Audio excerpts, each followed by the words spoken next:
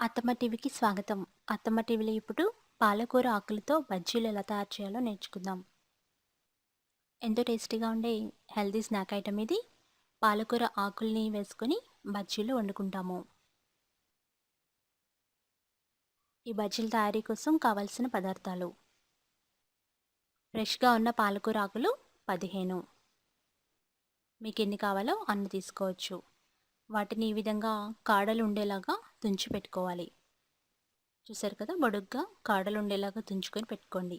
శనగపిండి 4 టేబుల్ స్పూన్లు, బియ్యపిండి 1 టేబుల్ స్పూన్, వాము 1 టీ స్పూన్, కారం 1 టీ స్పూన్, ఉప్పు తగినంత, పసుపు అర టీ స్పూన్, వంట సోడా చిటికెడు, నూనె డీప్ ఫ్రైకి సరిపడా. ఇప్పుడు తయారీ విధానం నేర్చుకుందాం. ముందుగా డీప్గా ఉన్న బౌల్ తీసుకొని అందులో శనగపిండి వేయండి. కాస్త క్రిస్పీనెస్ కోసం అందులో బియ్యపిండి వేయండి. తర్వాత కారం వేయండి, పసుపు వేయండి. పసుపు కలర్ కోసం వేస్తున్నాము, అలాగే కారం స్పైసీనెస్ కోసం. రుచికి తగినంత ఉప్పు వేసుకోండి.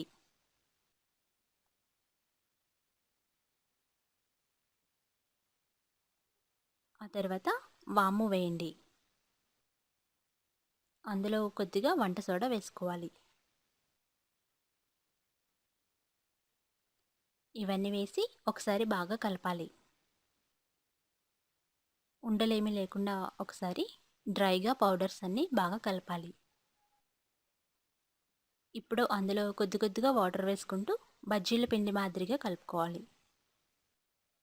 మరీ పల్చగా కాకుండా కొంచెం కొంచెంగా వాటర్ వేసుకుంటూ కొద్దిగా మందంగా జారుగా పిండిని కలుపుకోవాలి. అంటే బజ్జీల పిండి ఎలా అయితే కలుపుతామో అలాగా ఉండలేమీ లేకుండా జాగ్రత్తగా కలుపుకొని పెట్టుకోండి. ఈ మూవీ క్లిప్లో చూపించిన కన్సిస్టెన్సీ రావాలి. ఇలా తిక్కుగా వచ్చేలాగా కలుపుకొని పక్కన పెట్టుకోండి. ఇప్పుడు పాలకూర ఆకుల్ని వాటర్లో బాగా కడుక్కోవాలి. ఎందుకంటే ఏదైనా మట్టి ఉన్నా అంత పోతుంది. బాగా కడిగి ఒక ప్లేట్లో తీసుకొని పక్కన పెట్టండి. ఇలా కడిగిన ఆకుల్ని ఒక కాటన్ క్లాత్తో ఒత్తి వాటర్ అంతా పోయేలాగా తుడుచుకోవాలి. జాగ్రత్తగా ఒక కాటన్ క్లాత్తో పాలకూర ఆకుల్ని వాటర్ లేకుండా తుడిచి పక్కన పెట్టుకోండి. ఈ విధంగా పాలకూర ఆకులు ప్లస్ బజ్జీల పిండి రెండు రెడీగా ఉన్నాయి. ఈ కన్సిస్టెన్సీలో పిండి కలుపుకోండి. ఆకుల్ని కూడా తడి లేకుండా తుడుచుకొని పక్కన పెట్టుకోండి.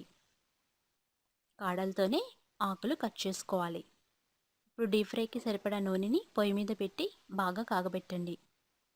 ఆ తర్వాత పాలకూర ఆకుల్ని ఈ విధంగా బ్యాటర్లో డిప్ చేసి రెండు వైపులా కోట్ చేసి బాగా కాగిన నూనెలో వేసుకొని వేయించాలి.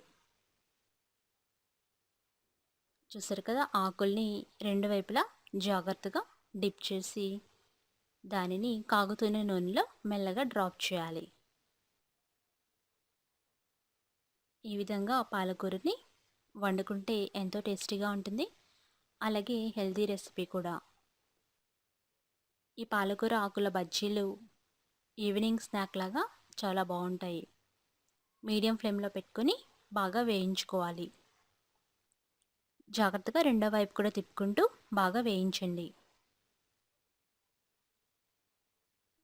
దాదాపు 3 నిమిషాలు బాగా వేయిస్తే అవి కాస్త క్రిస్పీగా అయినప్పుడు వాటిని ఒక పేపర్ నాప్కిన్ ప్లేట్లోకి సర్వ్ చేసుకోవాలి.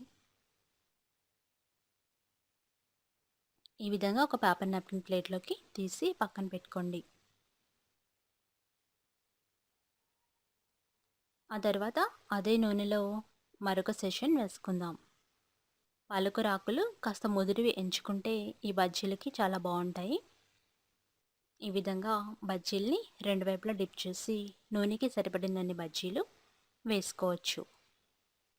ఈ విధంగా పాలకూర ఆకుల్ని రెండు వైపులా డిప్ చేసి నూనెకి సరిపడినన్ని వేసుకోండి. వంట సోడా వేసాం కాబట్టి ఇవి కొద్దిగా పొంగి ఎంతో టేస్టీగా ఉంటాయి. జాగ్రత్తగా రెండు వైపులా తిప్పుకొని అవి కాస్త క్రిస్పీగా అయ్యేంత వరకు వేయించుకోవాలి. ఇలా తయారైన వాటిని ఒక పేపర్ నాప్కిన్ ప్లేట్లోకి తీసుకోండి. అంతే, ఎంత రుచికరమైన పాలకూర ఆకుల బజ్జీలు రెడీ అయిపోయినాయి. వీటిని టమాటా సాస్తో సర్వ్ చేసుకోవచ్చు. టేస్టీ అండ్ హెల్తీ పాలకూర ఆకుల బజ్జీలు మీరు కూడా తప్పకుండా ట్రై చేసి ఫీడ్బ్యాక్ పంపించండి. రెసిపీ టెక్స్ట్ కోసం అత్తమ్మ టీవీ.com చూడగలరు. మరికొన్ని రెసిపీస్కి అత్తమ్మ టీవీ.com. ధన్యవాదాలు.